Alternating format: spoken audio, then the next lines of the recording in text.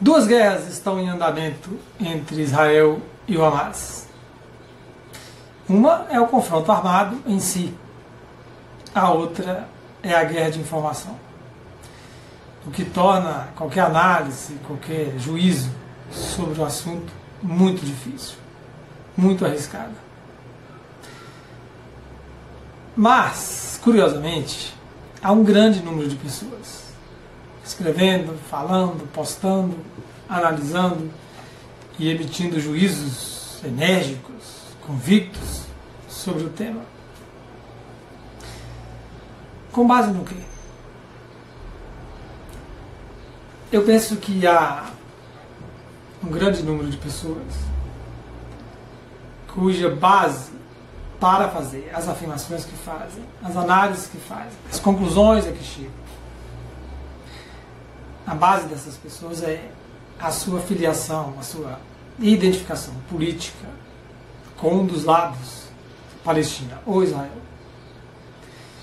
E essa identificação política prévia determina, aí a palavra é determina mesmo, toda a sua leitura, todo o seu exame das informações e dos fatos.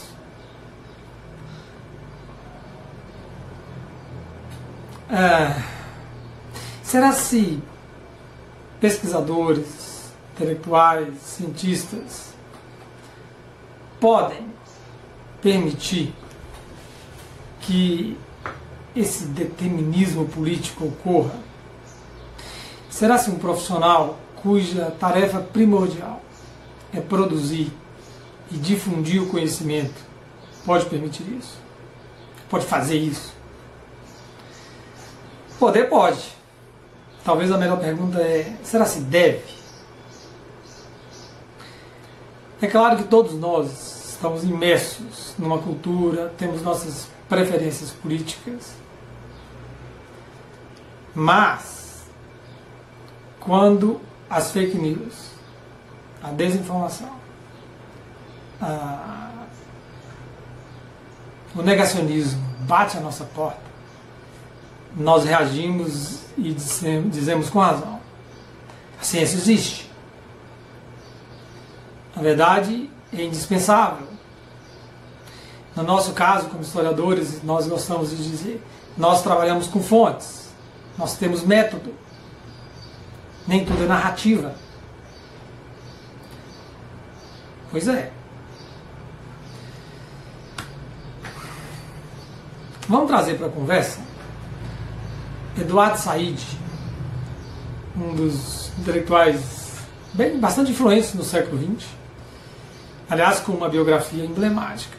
Ele nasceu em Jerusalém e era adepto, defensor da causa palestina. E ele ficou muito conhecido pelos estudos sobre o orientalismo, com um livro com esse título. Mas eu quero falar de um outro livro, que é dos anos 90, As Representações do Intelectual. E Said, então, analisando essa problemática do papel, das funções do intelectual, como ele deve lidar com as questões políticas. Ele diz que o intelectual é alguém que tenta ou deve falar a verdade ao poder, seja qual for o poder, especialmente quando esse poder é o do mais forte, quando esse poder é o que mais está perto de você. Então esse poder pode ser a comunidade, o partido, o grupo, o movimento, a causa.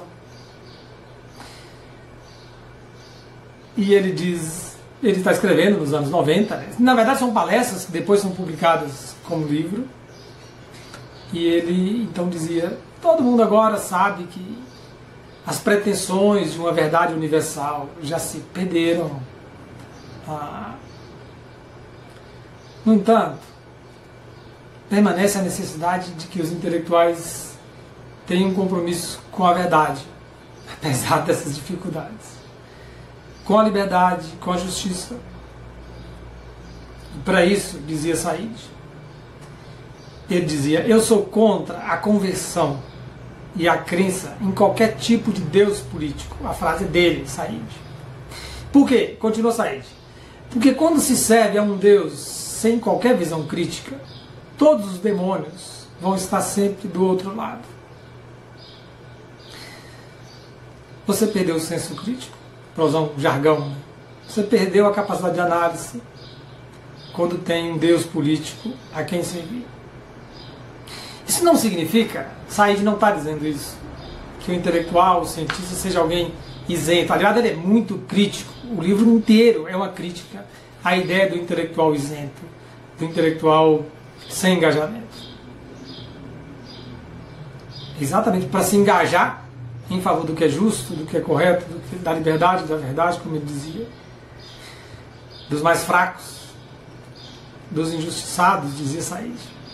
E para poder bem engajar-se por esses princípios, que a liberdade política é necessária.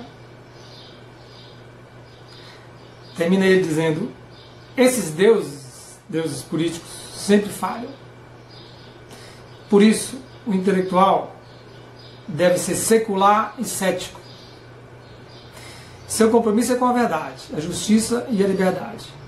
Contra os deuses da política, o ceticismo é imprescindível.